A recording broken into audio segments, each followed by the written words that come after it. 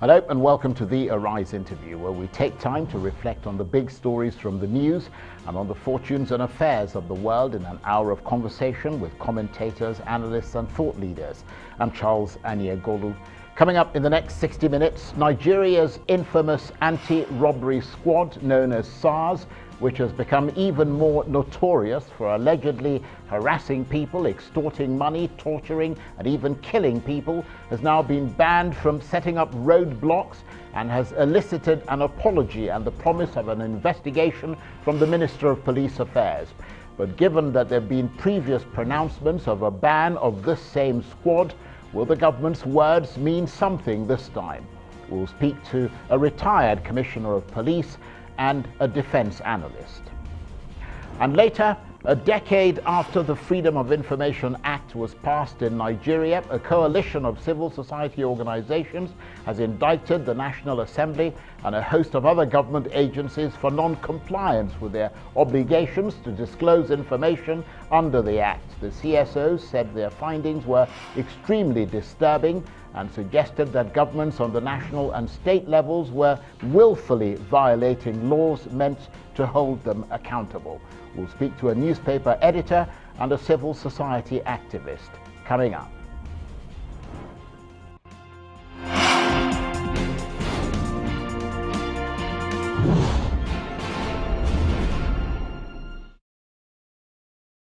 First though, here in Nigeria, the Minister of Police Affairs, Mohammed Maigari Dingyadi, says the many alleged abuses by the notorious Special Anti-Robbery Squad, or Sars, will be thoroughly investigated. The minister's promise, as well as apology, comes after numerous videos were shared on social media over the weekend, apparently showing officers from the anti-robbery squad harassing people and extorting money from them. Unverified videos also showed incidents of shootings. On Sunday, Nigeria's Inspector General of Police banned the unit from carrying out stop and search duties and setting up roadblocks. But many Nigerians want Sars, as it is known, to be completely disbanded. Here's the Inspector General of Police, Mohammed Adamu, speaking earlier. The public may know that a lot of disciplinary actions have been taken and is being taken against some of our officers that went out of their way to do things that are unbecoming of police officers. But we do it internally, quietly, and we ease them out a lot. We've been easing a lot out. But for us to be able to let members of the public know the reforms that we are doing in the police, so that we don't have these bad guys smearing the institution. We need to partner with civil society organizations, and we've been talking with few of them. I think we need to expand.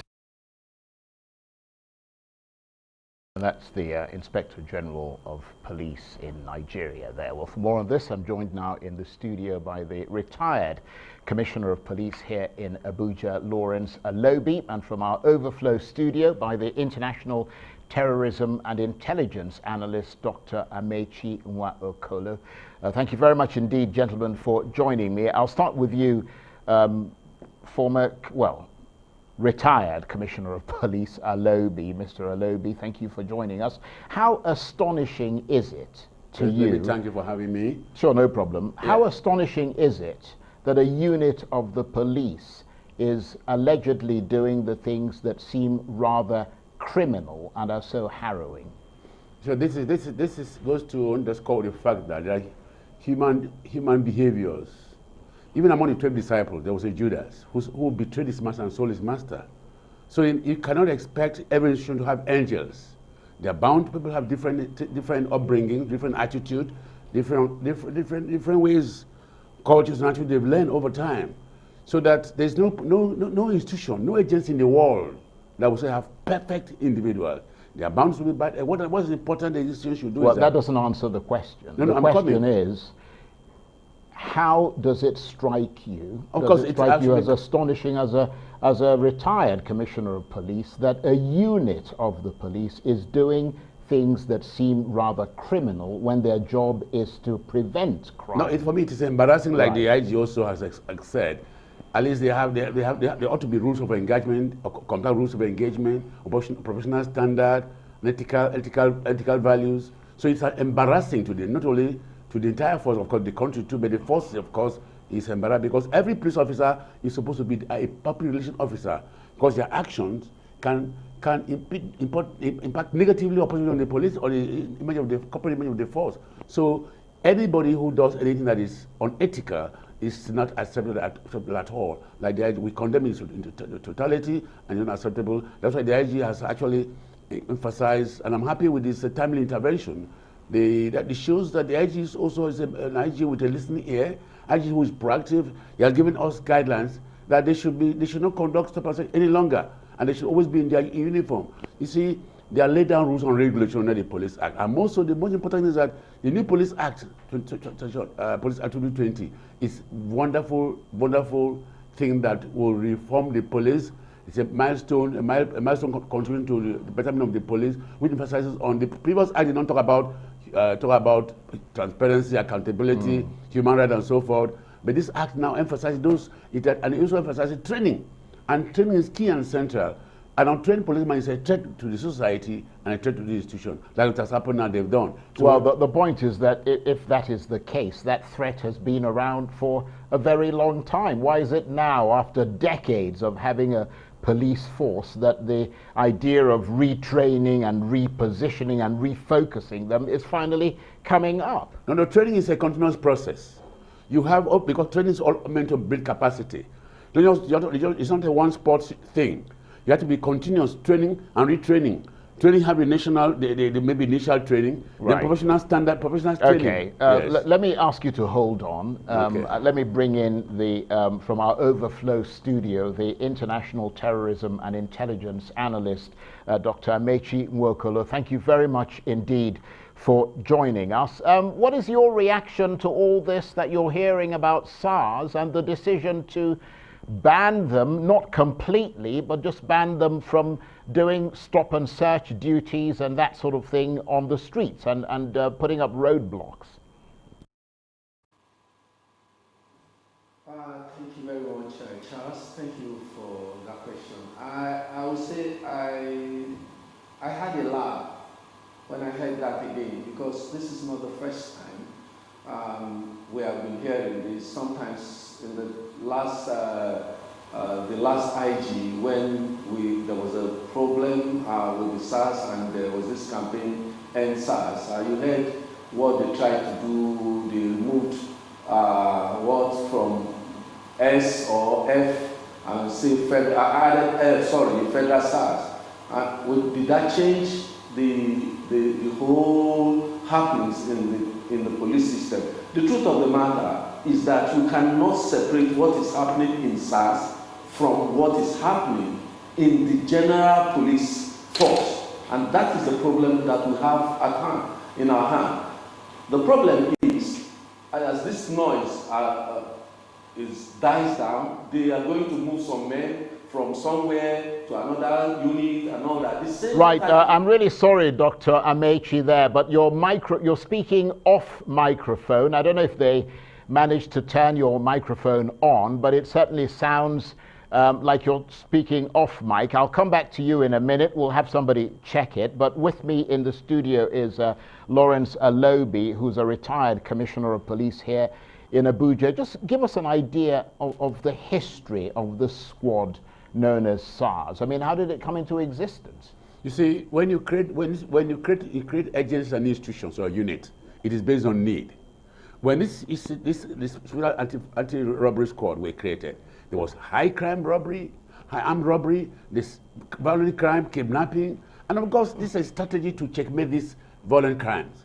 And they laid down procedures and guidelines that ought to be applied. But then, and I can assure you that they've done well. They've come so much to the security of this country. They've made a lot of a lot of recovery, a lot of person were kidnapped, that is victim were been rescued, and a lot of armed robberies have been prevented, and so forth. You see, but the point is that in this country that we tend to, we allow sometimes, we allow sentiment to be clouded a sense of reason, sense of judgment. When they've gone overboard, of course they should be checked. They should be checked to make sure that they comply in line with the democratic policing of that is policing in line with democratic norms and values, and also policing in line with the ethical conduct and professional standard. But then that is now that they have gone overboard, now that they have derailed, they need to be guided. Right, and they are notable for being seen on the streets of Nigerian cities, not wearing official police uniforms, brandishing some pretty heavy weapons and moving around in unmarked cars and carrying out stop and search activities. I mean, a pretty intimidating lot for law-abiding ordinary citizens. You see, when I was CPF City, I had a policy for all my officers and men. I tell them, as you want your own brothers and sisters to be policing your village or your town, that's how you police people in Abuja, where I'm the commissioner of police. That kind of orientation, that kind of guidance. But then, you see, to stop and search is a very effective crime prevention, crime detection strategy. Because when you search, for instance, if I'm driving along the road and I have some arms in my car, I want to go and attack somewhere, I want to go for a robbery operation, maybe I have 4 gang members in my car. When the police stop me and the process of their searching me, they recover those arms. They have prevented a crime. They also protected life and property. So stop and search as a positive. Yeah, no, absolutely. But even those people who have been arrested for committing the crime, they also have rights. And their rights need to be preserved. Just because you've caught them with firearms doesn't mean you should, beat them up or shoot them or treat them. There are laid down rules when a policeman's life is in danger, and there's no other way he can protect himself from being right. Okay, I understand. Or some other person's life is in danger. It was in the Constitution. Okay. So in that case, they have the right to use their arm. I understand that. But let me just ask you to hold on. Mr. Alobi, and let me go back to our overflow studio and bring in the international terrorism and intelligence analyst, Dr. Amaechi Nwaokolo. Apologies for leaving you in the middle of your statement there, but we had to check your microphone. I'm told it's in good working order now. So let's return to that chat about your reaction to this, what's going on with Sars in Nigeria. Yeah, Charles, I said I had a laugh when they said, they talked about what they are going to do when this incident happened in Uweli recently.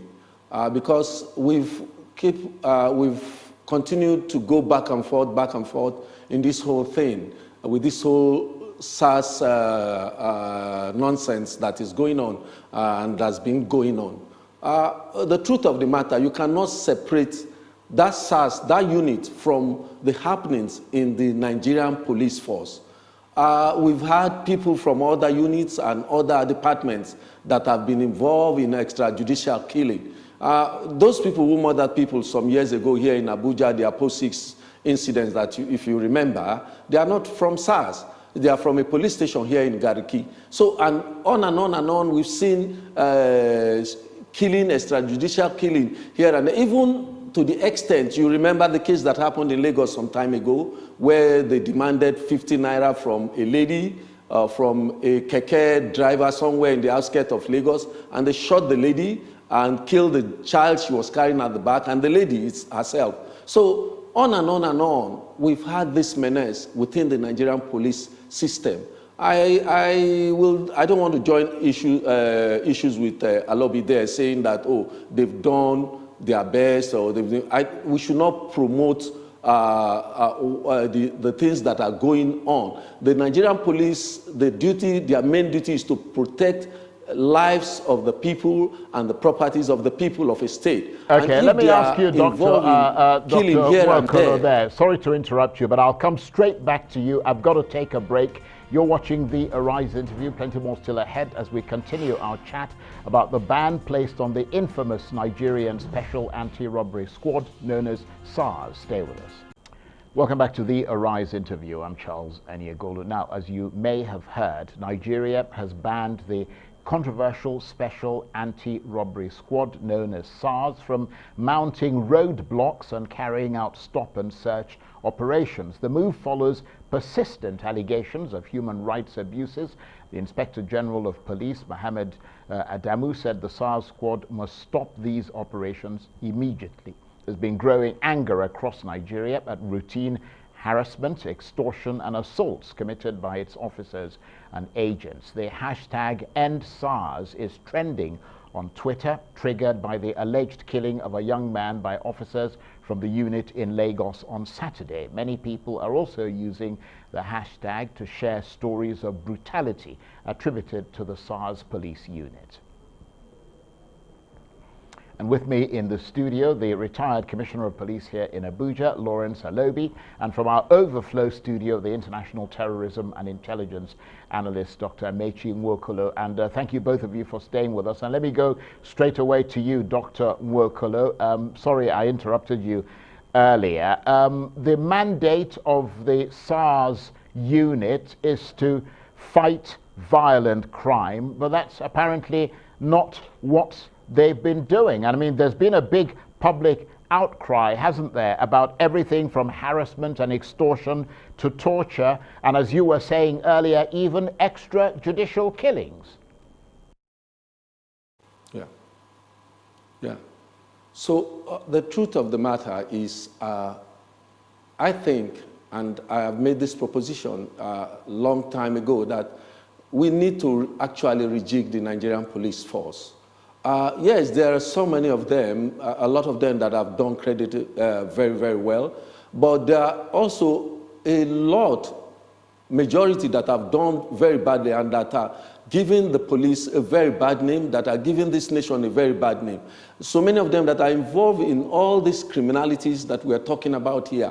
If nothing wrong was happening, as the commissioner is trying to tell us, the government will not come and say, let's ban them. You remember what happened the other time. They say, okay, let's stop the activities of SARS. Let's add federal SARS now and all that. Has that changed anything? So we must do something about the Nigerian police system. From the recruitment to the training, to the welfare, to the,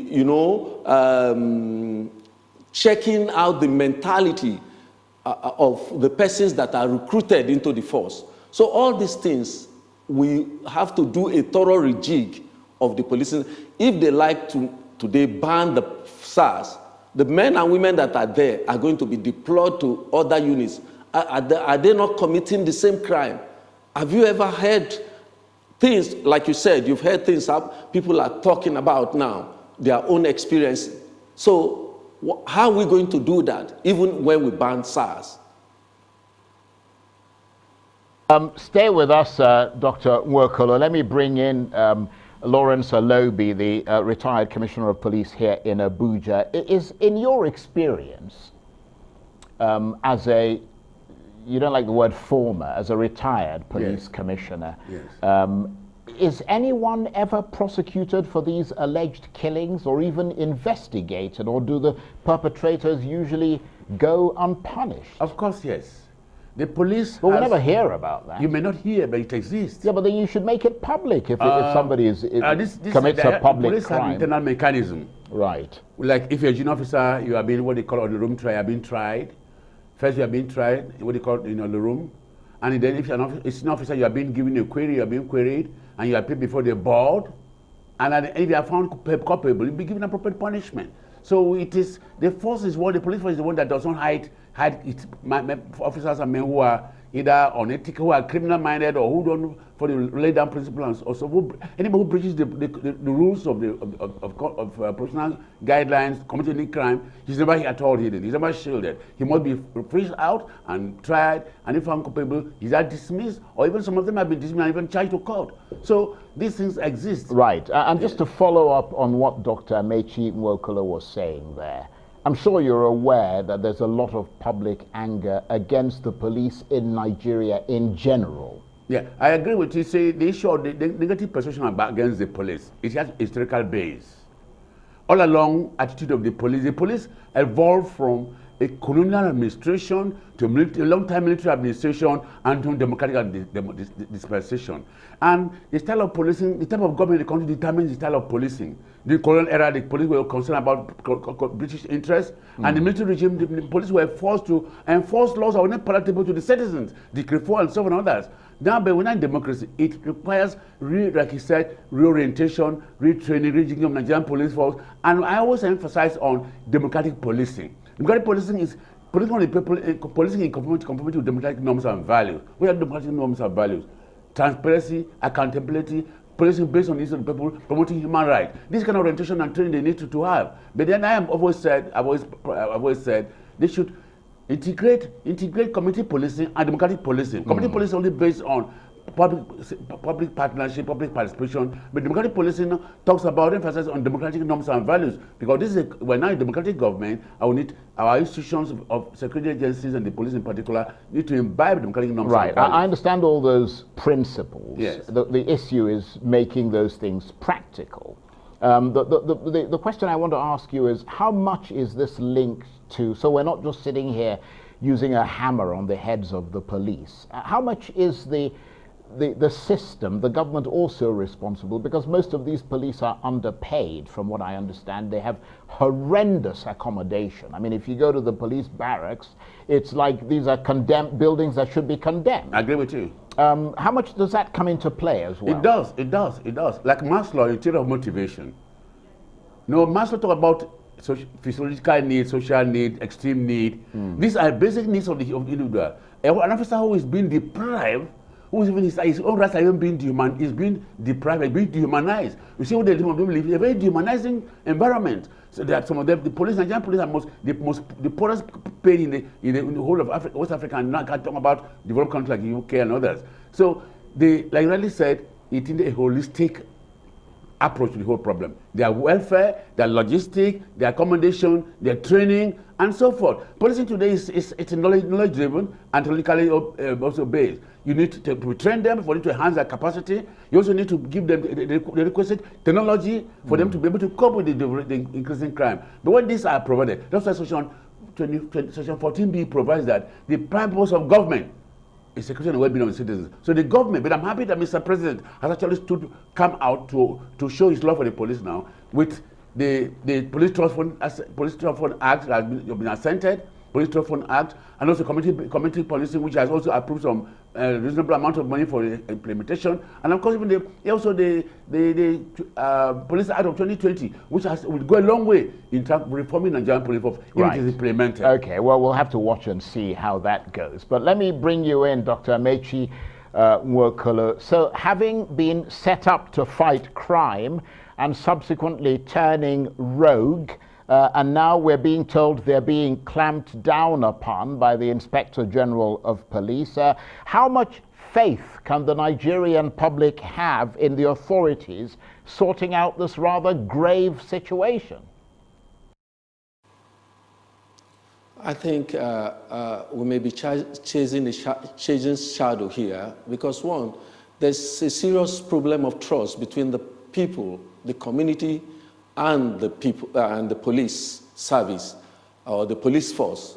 As you well know, people do not have trust in their police. And let me tell you, from what Commissioner Alobi said, retired, about community policing. Yes, community policing is the way to go. Like in the rest of the world, in the civilized world today, for you to checkmate the crime of the 21st century, you need intelligence-based policing. And that intelligence-based policing can only come from community policing. But the problem here is that we cannot have a good community policing in this country because the way and manner and the relationship between the community and the police is not there at all. So our lawmakers, our rulers in the country, sorry, mind me using that word, rulers, they need to work on all the laws possible to rejig this police that we have. Right from everything you've talked about, there's something you said just some minutes ago, which is one of the things I repeated in one sister station. the issue of their welfare, the issue of their training, the type of recruitment, the type of technology that is being Dr. used Amaechi by police. There. My sincere apologies, but we've just run out of time. But I want to thank you very much indeed, and also Lawrence Alobi, who is the retired Commissioner of Police here in Abuja. Thank you very much indeed. Thank you for having me. You're watching the Arise interview. Plenty more still ahead, including we'll assess the level of compliance in Nigeria with the Freedom of Information Act, which was passed a decade ago. Stay with us.